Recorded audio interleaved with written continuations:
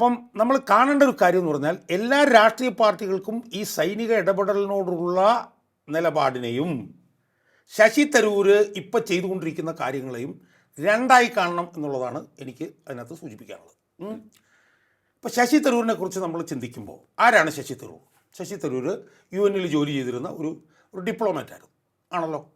അയാൾ 2009 ഇവിടെ ലാൻഡ് ചെയ്തു, രാഷ്ട്രീയത്തിൽ വന്നു. 2009 കോൺഗ്രസ് അയാളെ മത്സരിപ്പിച്ചു, ജയിച്ചു. 2014 അയാളെ മത്സരിപ്പിച്ചു, ജയിച്ചു. അയാളെ 2019 മത്സരിപ്പിച്ചു, ജയിച്ചു. 2024 മത്സരിപ്പിച്ചു, ജയിച്ചു. ജയിപ്പിക്കുക മാത്രമല്ല, അയാളെ UPA സർക്കാരിൽ സഹമന്ത്രിയാക്കി. അയാൾ കോൺഗ്രസിൻ്റെ ദേശീയ പ്രസിഡൻ്റായി കോൺഗ്രസ് തീരുമാനിച്ച പ്രസിഡന്റ് സ്ഥാനാർത്ഥിക്കെതിരെ അയാൾ മത്സരിച്ച് തോറ്റു, ദയനീയമായി തോറ്റു. എന്നിട്ടും അയാളെ വർക്കിംഗ് കമ്മിറ്റിയിലെടുത്തു.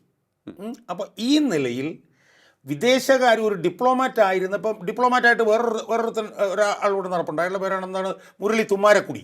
അയാളും ഒരു ഡിപ്ലോമാറ്റാണ്. പക്ഷേ അയാളെ ആർക്കറിയാം? അയാളെ ആർക്കും അറിയില്ല. അപ്പോൾ കോൺഗ്രസ് ഇയാളെ കൊണ്ടുവന്ന് മത്സരിപ്പിച്ചു, ജയിപ്പിച്ച് സ്ഥാനം കൊടുത്ത് അയാളെ ഇപ്പോൾ ഏറ്റവും ഉന്നതമായ സ്ഥാനം കൊടുത്ത് അയാൾ നിർത്തിയിരിക്കുകയാണ്.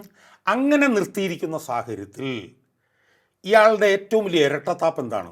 ആ ഇരട്ടത്താപ്പ് എന്ന് പറഞ്ഞാൽ ഓരോ തവണ തെരഞ്ഞെടുപ്പിന് മത്സരിക്കുമ്പോഴും ഏറ്റവും ക്രാസായിട്ടുള്ള മോഡി വിരുദ്ധത പറഞ്ഞ് അയാൾ ജയിക്കും. അയാൾ തിരുവനന്തപുരത്ത് മത്സരിക്കുമ്പോൾ ഈ ഓരോ തവണ മത്സരിക്കുമ്പോഴും നിങ്ങൾ നോക്കൂ, ഓരോ തവണയും അയാൾ ഉപയോഗിക്കുന്നത് മോഡി വിരുദ്ധത മാത്രമാണ്.